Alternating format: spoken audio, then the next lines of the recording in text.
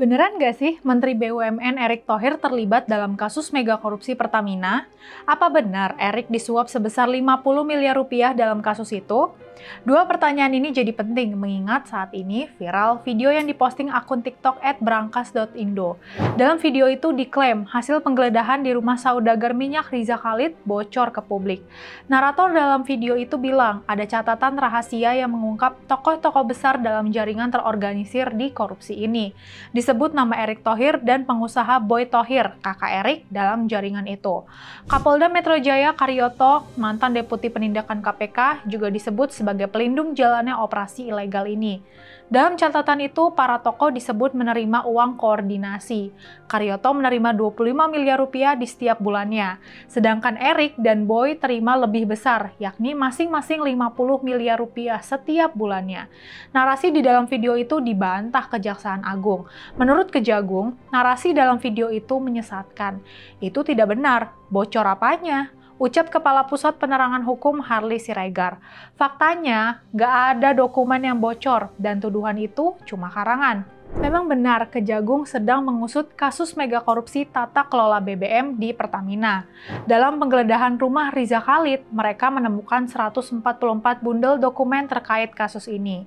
Kerugian negara dalam kasus mega korupsi ini sementara diperkirakan mencapai 193,7 triliun rupiah.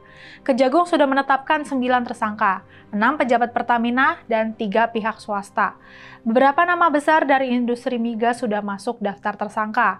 6 pejabat Pertamina itu Rifa Sihaan, Sani Dinar Saifuddin, Yoki Firnandi, Agus Purwono, Maya Kusmaya, dan Edward Korne. Sementara 3 pihak swasta adalah Muhammad Keri Andrianto Riza, Dimas Verhaspati, dan Gading Ramadan Yudo. Belakangan, video itu sudah nggak terdapat dalam list postingan akun @brankas.indo. Nampaknya video itu sudah dihapus. Pegiat media sosial Permadi Arya angkat suara soal video itu. Menurutnya isi videonya tuh hoax. Nggak ada dokumen Kejagung yang bocor katanya. Karyoto, Erick Thohir, Boy Thohir terlibat itu hoax ucapnya. Kata Permadi, Rifa Sihaan dan 5 pejabat Pertamina lainnya sudah bermain dari tahun 2018, sebelum Erick Thohir jadi Menteri BUMN. Menurutnya, kalau mau membongkar kasus mega korupsi di Pertamina ini, harus juga dilacak siapa Menteri BUMN sebelum Erick. Kasus mega korupsi Pertamina emang bikin kita marah banget. Bayangin ya, kerugian negara karena kasus mega korupsi ini diperkirakan mencapai 193,7 triliun rupiah. Itu kan duit yang gede banget. Karena itu, wajar aja muncul desakan dari masyarakat agar kasus mega korupsi ini dibuka seterang-terangnya. Tapi di saat tingginya perhatian masyarakat dalam kasus ini, ada aja pihak-pihak tertentu yang dengan sengaja membuat dan menyebarkan narasi yang mau menyesatkan masyarakat. Mereka membuat dan menyebarkan narasi tanpa didukung bukti yang valid. Mereka membuat dan menyebarkan hoax untuk memperkeruh suasana dan mengaburkan fakta. Karena itu, kita harus kritis terhadap narasi yang beredar di media sosial terkait kasus mega korupsi ini. Kalau ada narasi yang muncul terkait kasus ini, dipastikan dulu kebenarannya.